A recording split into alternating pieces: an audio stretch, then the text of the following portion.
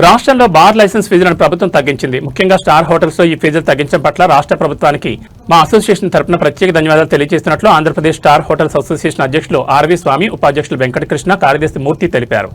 కాకినాడ దేవాలయం వీధిలో గల వెంకీ రెసిడెన్సీ సమావేశ మందిరంలో ఆంధ్రప్రదేశ్ స్టార్ హోటల్స్ అసోసియేషన్ ఆధ్వర్యంలో మీడియా సమావేశం నిర్వహించారు.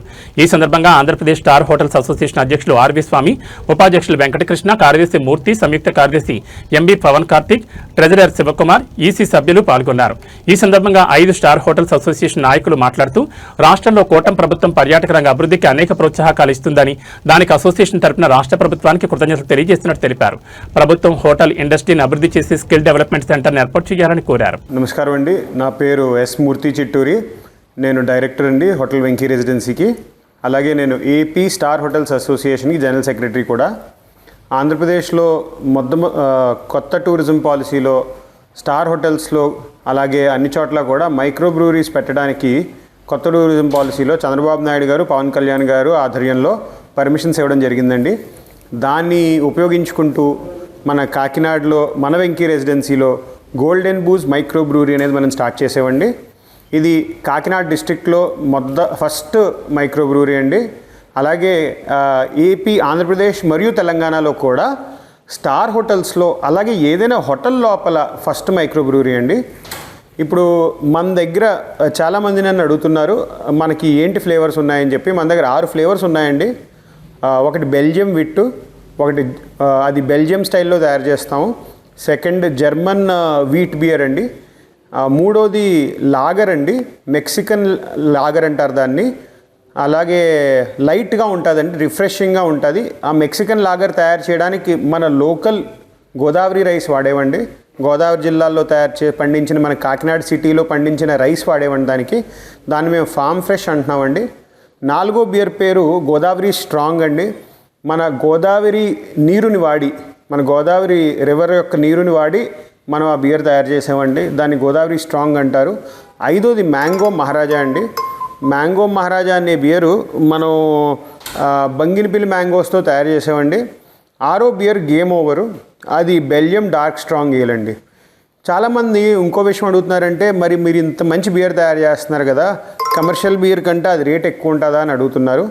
అది కాస్ట్ ఏంటంటేనండి, ఇప్పుడు కమర్షియల్ బియర్ తయారు చేయడానికి బియర్ డైరెక్ట్గా ట్యాంక్ నుంచి మనకి కమర్షియల్ బియర్ అనుకోండి ఫ్యాక్టరీ నుంచి ట్రాన్స్పోర్ట్లో వచ్చి మనకి హోటల్ దాకా కానీ బార్ దాకా కానీ రావాలండి. అదే మన బియర్ అయితే డైరెక్ట్గా ట్యాంక్ నుంచి ట్యాప్లోకి వచ్చేస్తుంది. రెండో విషయం ఏంటంటే బాటిల్స్ ప్యాకేజింగ్కి ఖర్చు ఉండదు. మనం ప్యాకేజింగ్ తయారు చేయకుండా డైరెక్ట్గా ట్యాప్ నుంచి మీకు గ్లాసుల్లో ఇచ్చేస్తాం. బియర్ ఇక్కడే తయారవుద్ది, ఫ్యాక్టరీలో ఎక్కడో తయారవదు.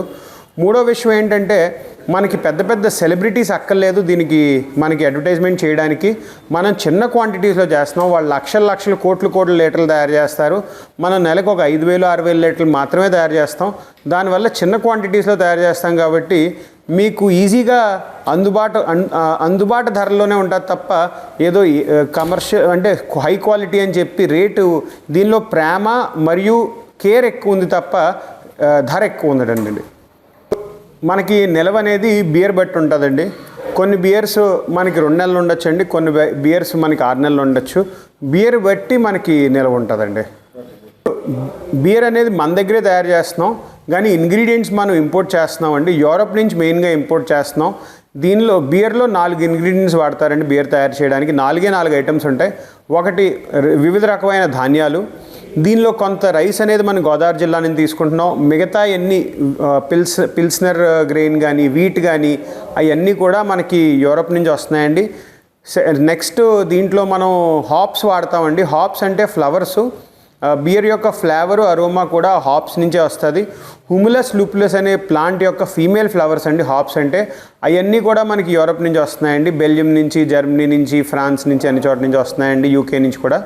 4వ ఇంగ్రీడియంట్ అంటే 3వ ఇంగ్రీడియంట్ ఈస్ట్ అండి. ఈస్ట్ కూడా మనం ఇంపోర్ట్ చేస్తున్నామండి, యూరోప్ నుంచే వస్తుంది అది కూడా.